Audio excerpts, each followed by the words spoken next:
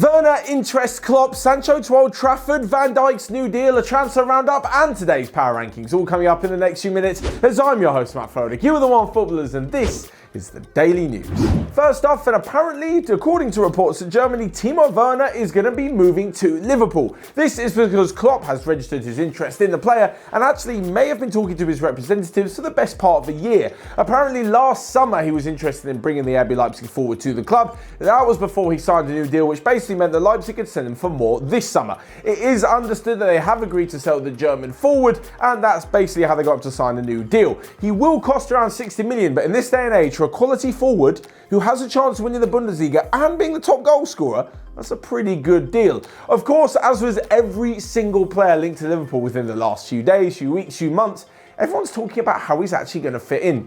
So of the front three between Mo Salah, Roberto Firmino and Sadio Mane, Werner, for me, is suited to play a central striking role. Of course, we know that Firmino likes to drop deep, so maybe Werner could be pushed out to the left. The only reason I say this is because if Liverpool had to sell one of the front three, I think Sadio Mane will be the one to leave. Salah is the golden boy. He's just not leaving. There is no way that under his reign, Jurgen Klopp is going to be selling Mo Salah. As for Firmino, as mentioned with Werner just then, I don't think Werner's a direct replacement. So with Sadio Mane, if someone like Real Madrid come in with 100 million for him, I can see him the one being sold. Obviously, I think actually, in terms of importance, Mane is the most important to Liverpool. But if they're going to bring in Timo Werner, that's what I think is going to happen anyway. Liverpool fans, let me know your thoughts, because on top of that, there's also rumours of Jayden Sancho. And this brings us nicely onto our second piece of news, where even though there is rumours of Jayden Sancho joining Liverpool, it seems like the main news is that he's going to be heading to Old Trafford. Of course, there were rumours that Chelsea were interested as well, but now it looks like, as we told you yesterday, that their move for Hakim Ziyech is going to go through. Sancho may have one less club to choose from. It's not exactly that bad because, well, he's got the rest of Europe's top club that he can pick. Anyway, if he does move to Manchester United, it may cost Ole Gunnar Solskjaer and the club around 120 million. This just seems to come from Manchester United's never-ending pot of money. They never need to sell anyone, and when they do, they sell them for nothing, and they've just always got the money to go and spend on a crazy new player. And if Sancho does move, it's reported that he'll earn around 200k a week. This, in my opinion, will be good. Wherever Sancho goes, he's going to be great. You know he's a fantastic player, and the skill and the speed and the flair that he brings to a side is going to help any team, not least Manchester United. But moving actually back to Liverpool very quickly, because Virgil Van Dijk is set to be off the new deal. And what has blown my mind is the fact that he's only on 120k per week, and the new deal for the 28-year-old could see him moved up to 150k per week. That's less than we were just talking about for Jayden Sancho. The likes of Harry Kane are on more, Sergio Aguero, Pierre-Emerick Aubameyang, loads of players in the Premier League are on more, and pretty much Van Dijk is the best player in the Premier League, one of the best, certainly in the top 5.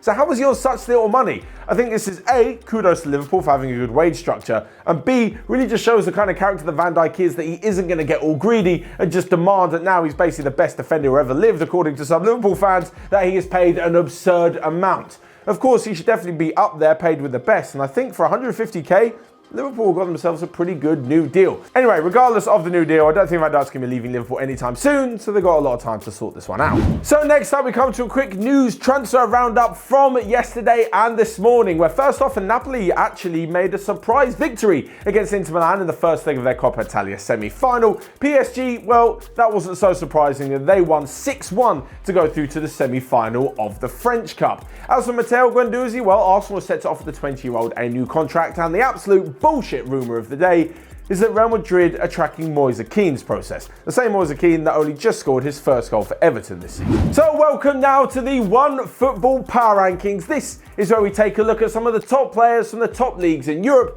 and put them into a list which tells you who the most formed player is in Europe this week. Before we get into it though, let's take a quick look at who's in numbers 10 till 6.